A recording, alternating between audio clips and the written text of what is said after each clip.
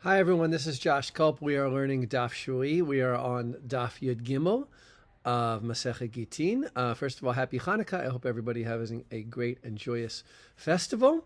And I wanted to talk a little bit about something that's a little darker, maybe not as full of light as we'd like to be at this time of year, but it comes up in our Gemara, and we follow the order of Daf Shui, regardless of what's really happening outside in the real world. And our Gemara talks about a concept I think it's worth elaborating on a little bit, and that is called the Matanat Shchiv Meira. So matana is the Hebrew word for present. Strangely, an apt word to be talking about on Chanukah. And Shchiv Meira is a person who is about to die. He shochev. He's lying down. Meira is from illness. And we're talking about a person here who is at the end of his life or her life. Something where we're almost 100% sure that that person is going to die. And there is a special dispensation that comes up in our Gemara. And I wanted to just read a little bit. I'll translate more how the Rambam explains. This is in his laws of transfers and gifts, right? Specifically, how does one legally transfer property from one person to another? So for most people, you need to go through some kind of formal act of what's called in Hebrew kinyan. Kinyan is so that means acquisition, and basically it's a way of formally transferring something so that the other person takes possession of it. In the times of the Talmud, it was often done physically.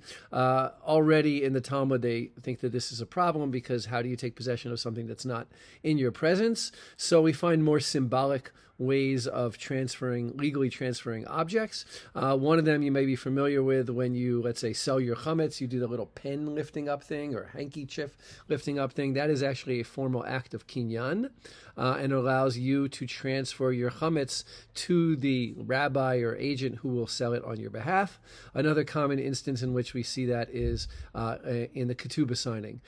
Traditionally, the husband has to transfer the ketubah to the wife or to the wife's agents, and he does that through an act of kinyan, oftentimes also involving a pen. The shchiv meira, the person dying, can as we learn in our sugya, can transfer his money just by words, and that transfer is legally valid as long as he dies. Okay, meaning if the shchiv meira, there's also a special dispensation that if he gets better, his gift that was meant to be a gift only if he dies, sort of a peremptory will, if you will, that gift is revoked if he doesn't die. So the Rambam writes, somebody who's sick, really sick, like his whole body is weak, and he can't even walk, and he's lying in bed, that's what's called a shchiv meira in the Talmud, and his gifts are not like the gift of a healthy person.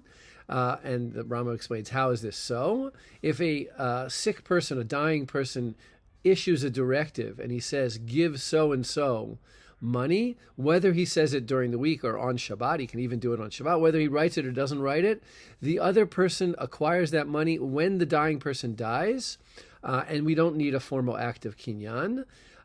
Because, and now he quotes our sugya, the words of a shchiv meira are as if they're written and given over.